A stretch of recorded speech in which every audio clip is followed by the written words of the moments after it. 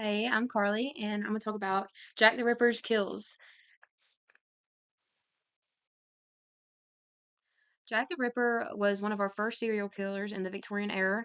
He killed 5 women, and all of their cases are unsolved. They have no idea who did this. That's why I have put a mark on his face because nobody really knows who he is. We still have suspicions to this day of who it might be. They have a few people they have in mind, but nobody is 100% sure.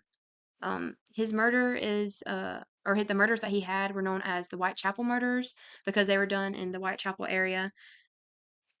And his work that he did on the women when they were killed made people suspect that he was somewhere in the medical field or had something or some kind of experience with a scalpel.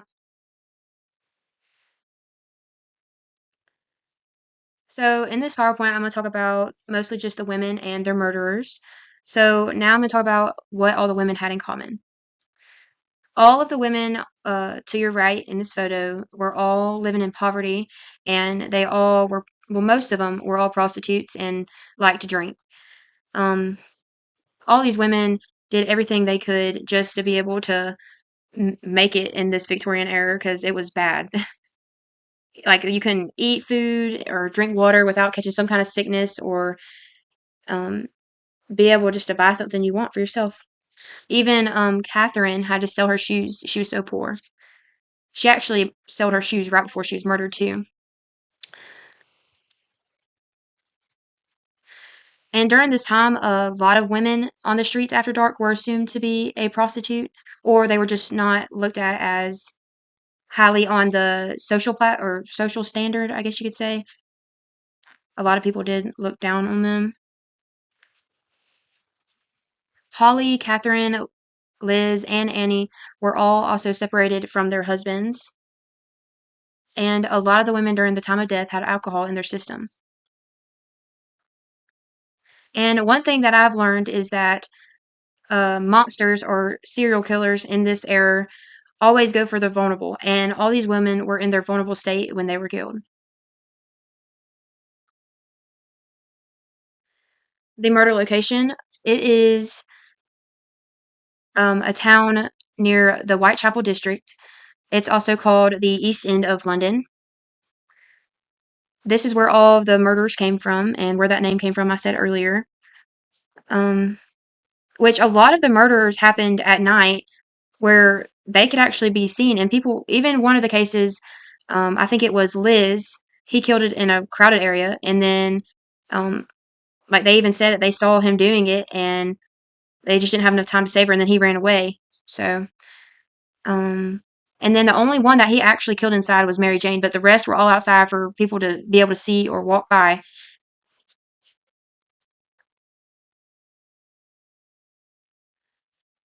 How were the murderers similar? So in the last side, I talked about how all the women were similar. Well, now I'm going to talk about how they all were killed in a similar way so that investigators knew that this was the same guy. All of the bodies were put up in a particular way. They were either rearranged, ripped, or even taken. All the girls were brutally stabbed. And some people are wondering if the women actually had went up to Jack and were trying to prostitute him. And they were just fooled. Um, And again, like I said earlier, a lot of them were drinking near their time of death. So they were already in that vulnerable state where he could just come up and, you know, kill them. Um, so now I'm going to start talking about all of the women individually. Mary Ann Nicholas Polly. So I'm going to call her Polly. Her first death she was the first death of the 4 women. She was 43 years old and separated from her husband. She also was an alcoholic and prostitute. She had large gashes to the abdomen, and her sexual organs were really messed up. And she actually was cut up way more after she had been killed. And a lot of people said it was sexual aggression. And when she was found, her skirt was actually raised up, and the police had to put it down when they got to her. A lot of these, if you can see that the first thing he goes for, I think, to kill them is he cuts their throat. Next is Annie Chapman. She's a second death, and bypassers actually said she went with a man in black, which is said to be the killer. So people actually saw her go away with him. I guess she was also maybe prostituting at this time since she just had separated from her husband. She also was struggling with alcoholism at the time and poverty. When he sliced her throat, he almost decapitated her.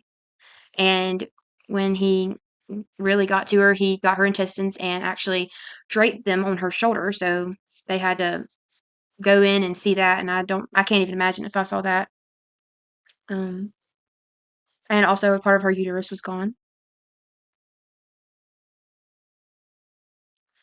Next, I'm gonna talk about Elizabeth or Liz Stride. I'll call her Liz. Liz was a part of what people called the double event. So there was two murders at like during the same day around the same time, and I'm gonna explain why. She's the first one though. So that night we think she was prostituting, but we're not for sure. Um, when he finally got to her, he killed her, but actually didn't get to do as much damage as he did with the other girls because bystanders actually saw him do it and ran over there. So he ended up actually leaving. And we think this is what made him mad because he didn't get that satisfaction from killing her and getting to cut her up. So he actually went to do the next murder that night. She also was drinking that night. Meadows was our fourth victim, and she actually was in walking distance from Liz. She had that morning just gave her shoes, like I said earlier, just to get food. So she was already in a deep spot, and so she went to prostitute that night. People said they saw her with a lot of men that night. Since he had just had that issue with Liz and being caught, he ran to her, found her, and killed her. And people 100% believe that she was killed because he was mad. He wasn't able to get that satisfaction from Liz.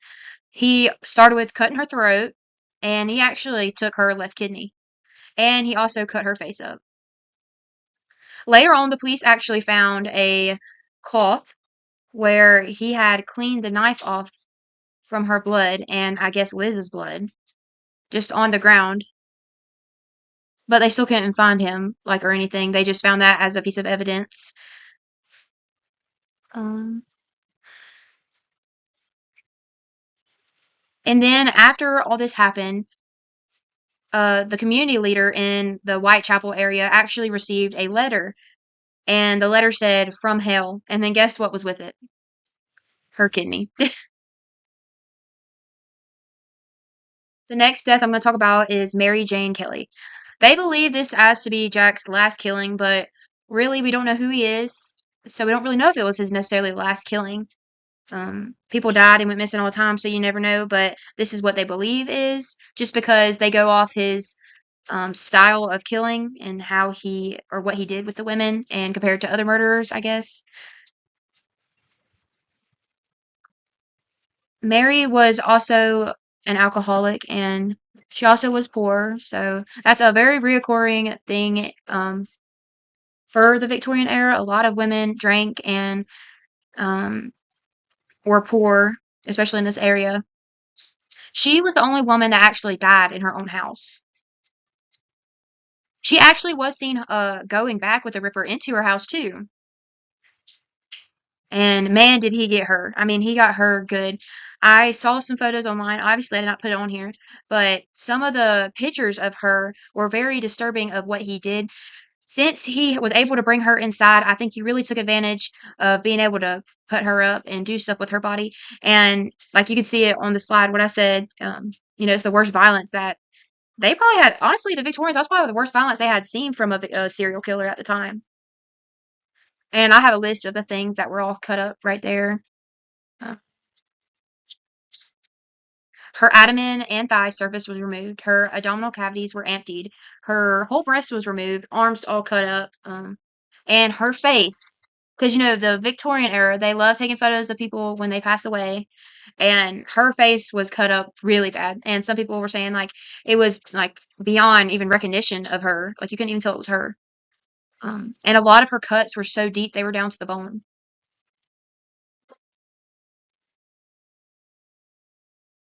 It's hard to say, what exactly his motive was because we never caught him, and we can't directly ask him or see what his child life was like.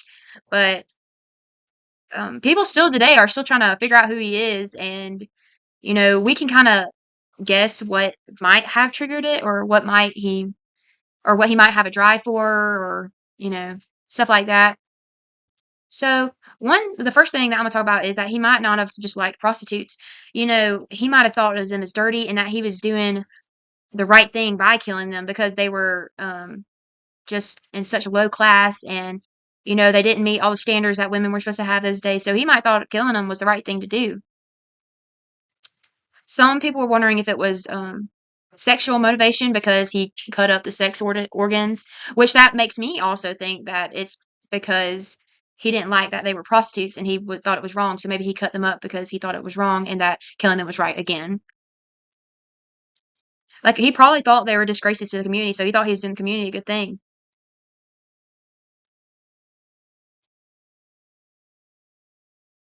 But then you get to his last victim and you're like, okay, he didn't do that with the others. So maybe he thought, because I was told during that time when I did research that Mary was a lot prettier and a lot of people looked to her as being this beautiful woman. So maybe he just had satisfaction with her and killing her because she was more pretty. You don't know, or it could have just been because he had more time. Like you just because he was actually in a house. It's really, this is something that can be taken so many different ways. Obviously it can be because he has something wrong with his head. He's just um he has like an actual mental disorder. But and then I go to think about it, and Mary Jane was his last victim too. It makes me think that maybe he was waiting to get that satisfaction of taking that much time and fully doing everything he wanted. So he kept on killing more women until he fully met that satisfaction, like he did with her. So that's also what I get in my head. Like maybe he just had that drive in him. And again, just like I mentioned earlier, maybe he was just, drawn to the fact that they were vulnerable and he could just go get them. And here are my sources. I actually watched a video on Jack the Ripper, and it was a video of them trying to they were explaining stuff about the women and the murderers, but they were necessarily more trying to find them, like find out who he was. But I don't know, it's just so hard during that time because they didn't have the technology we have today. They can't just get the fingerprint. Also, they like if they were researching it now, where's their evidence? Where's their fingerprints? They can't get that from the Victorian era, and that's what sucks. But you know, maybe one day somebody will find out who he is. You never know.